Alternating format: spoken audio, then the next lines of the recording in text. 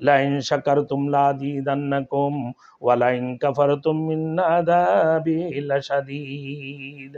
اگر تم حصول نعمت پر میرا شکر ادا کرو گے تو میں انعامات میں اضافہ کروں گا، اور اگر تم میرے نعمتوں کی ناشکری کرو گے، میرے نعمتوں کی انکار کرو گے، تو میرا عذاب بھی بہت بڑا شدید ہے۔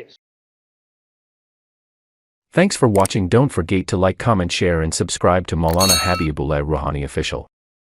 اللہ کے رسول صلی اللہ علیہ وسلم کے رسول ہے، یعنی پیغمبر خدا، سب سے بڑھ کر نعمت، اور پھر کلام قرآن مجید صرف یا اہل ایمان کا حصہ ہے، صرف اہل ایمان کا حصہ ہے۔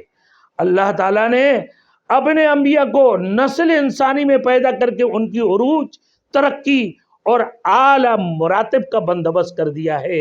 اللہ رب العزت نے اعلیٰ مراتب کا بندوبست کر دیا ہے میرے دوستوں۔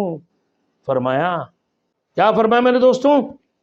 کہ نسل انسانی میں پیدا کر کے ان کی عروج، ترقی، اعلیٰ مراتب کا بندوبست کر دیا۔ قرآن پاک جو اللہ کا کلام اور اس کی صفت ہے، اس سے نازل کر کے انسانیت کی عظمت کو مزید بلند کر دیا ہے، انسانیت کی عظمت کو مزید بلند کر دی ہے۔ فرمایا اللہ نے کہ اللہ رب العزت نے فرمایا، اللہ رب العزت نے اللہ کی نعمت کے بارے میں، لَإِن شَكَرْتُمْ لَازِيدَنَّكُمْ وَلَئِن كَفَرْتُمْ مِنْ عَذَابِي لَشَدِيدٌ۔